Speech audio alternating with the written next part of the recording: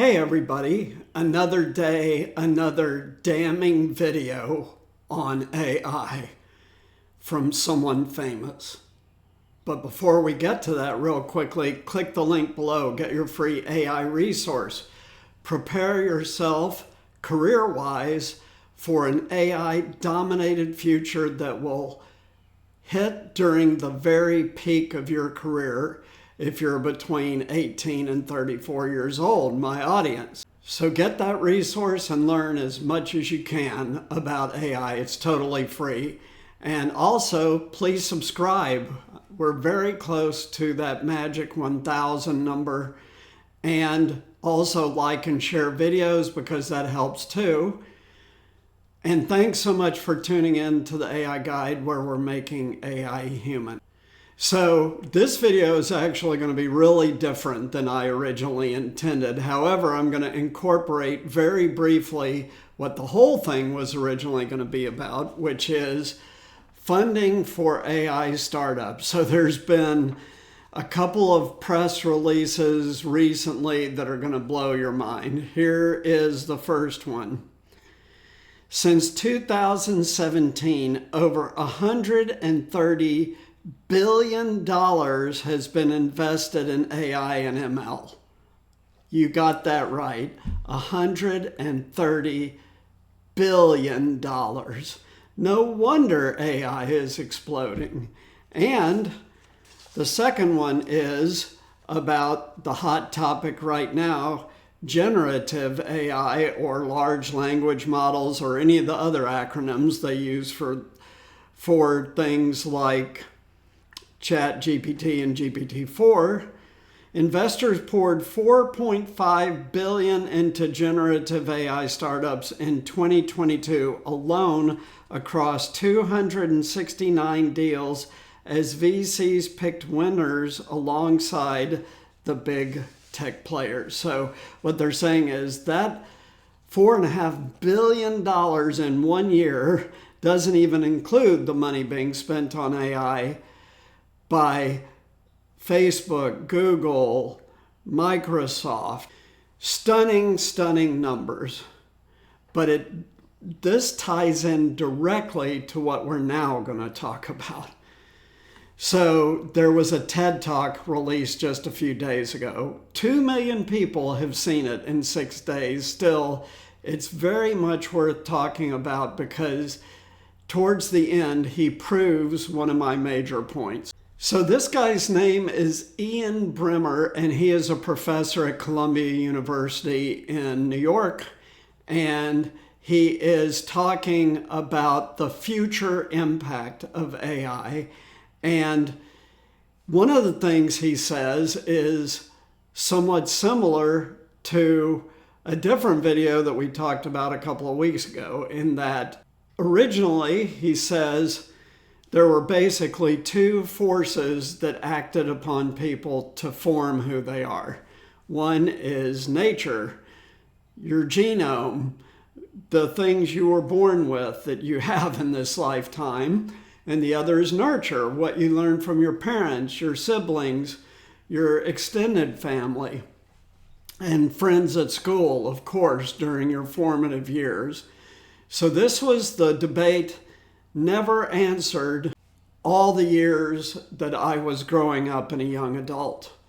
Nature versus nurture, which was more important in forming who we are? Well, Ian Bremmer just added a third one, algorithm. So the thing is that now almost all of our information we get is from social media platforms, which includes this channel, YouTube.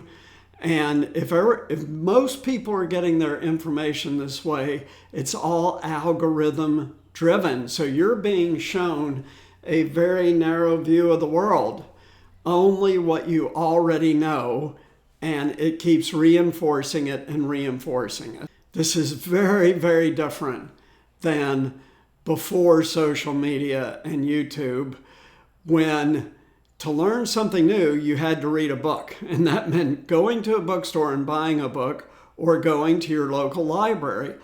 Those were the only ways to learn new information before the computer came out with browsers like originally Netscape and others, and then Google crushed them all in search. This completely changed worldview.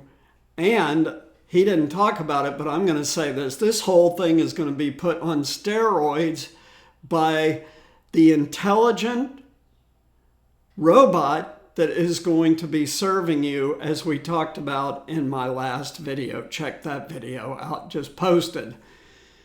These are going to be in your home soon. For rich people, less than 5 years.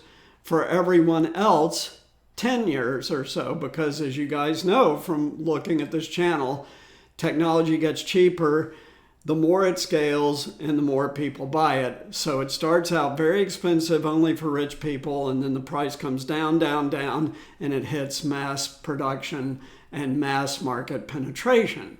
What Ian Bremmer is saying is that there is a serious danger here. And the danger is twofold. One is severe concentration of power in 5 to 10 people's hands. More powerful than governments, he says. And I believe that's true. He basically lays out the future as 3 different regimes coexisting with each other. One is a multipolar economic system where many countries have significant economic power, and it's all shared and becomes more and more and more global, called globalization. That's number one. Number 2, military. And he says the U.S. will continue to be the dominant military in the world, but it also will become more multipolar in the sense that China will become a bigger rival to the U.S., but also regional blocks, and eventually, potentially, 2 big blocks of military might opposing each other, one headed by the U.S. and the other headed by China. And then the third element is technology, which he says has the potential and danger to trump them all. And if that becomes the most important of the 3-legged stool, then the whole world is affected by this equally. And what is this going to do? It's going to do a few things. One is everyone gets very narrow-minded. 2, people become more and more entrenched in their point of view and won't listen to anything outside of their point of view. And 3, you are giving up all of your self-control in this environment. This is an actual 1984 where you're controlled by the media vis-a-vis governments and stuff like this.